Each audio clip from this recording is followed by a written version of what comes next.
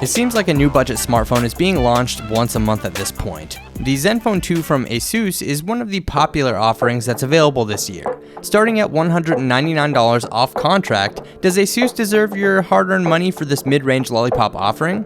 Without a doubt, the Zenfone 2 packs an interesting internal configuration. I've been using the $299 model, which packs a 2.3 GHz quad-core Intel Atom processor, 64 GB of storage, and 4 GB of RAM. Along with that, we have a crisp 5.5-inch IPS display with a resolution of 1920 by 1080.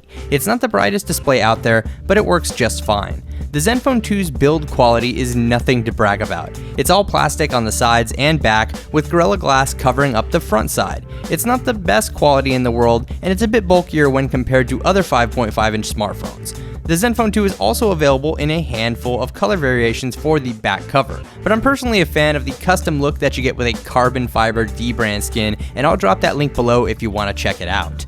The back cover is removable, but that won't gain you access to the 3000 mAh battery inside. Unfortunately, that can't be replaced. Under the cover though, you'll find dual SIM card slots and a micro SD card slot that's expandable up to 64 GB. And even though the speaker grill is stretched across the entire back cover, there's only a small speaker located in the bottom left corner. The volume rocker is located on the back beneath the camera and flash, which I'm definitely a fan of, though I wish I could say the same about the lock button. It's on the top edge of the device, which is pretty difficult to reach. Luckily, software saves the day with a double tap to sleep or wake the device, a much needed software feature here.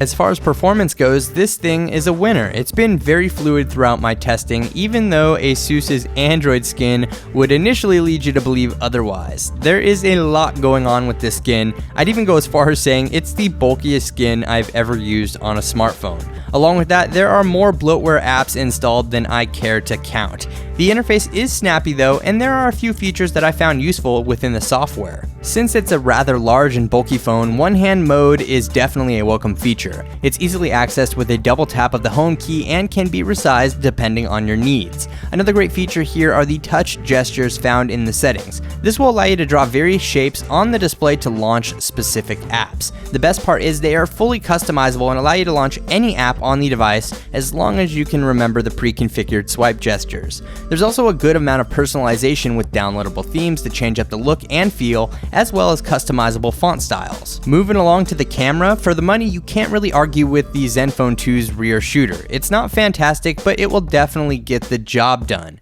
The backside features a 13 megapixel camera with an f2.0 aperture, while the wide-angle front-facing camera is 5 megapixels. There's even a full-on manual mode within the camera app that will allow you to dial in everything from the ISO to the shutter speed. Low-light photos are decent, while more favorable lighting conditions will achieve better results. Either way, for the price of this phone, unlocked and off contract, the Zenfone 2 has a decent camera that performs within its price range. If you'd like to see more full-resolution images from my camera test, I'll leave a link below. You'd think that with a 3000 mAh battery inside, the Zenfone 2 would last quite a while, right? Well, the sad truth is that it's not fantastic. The best I've seen was an on-screen time of around 4 hours, but that was a stretch for sure.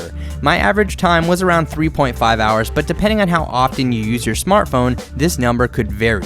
With light to average use, it'll make it through a full day, but just barely. Here's the bottom line. If you're looking for a pretty decent Android smartphone that won't break the bank, the Zenfone 2 is definitely one to consider. It's a bit bulky, has less than desirable battery life, and a massively bloated skin overlaying lollipop, but starting out at $199 off contract, it's definitely hard to ignore.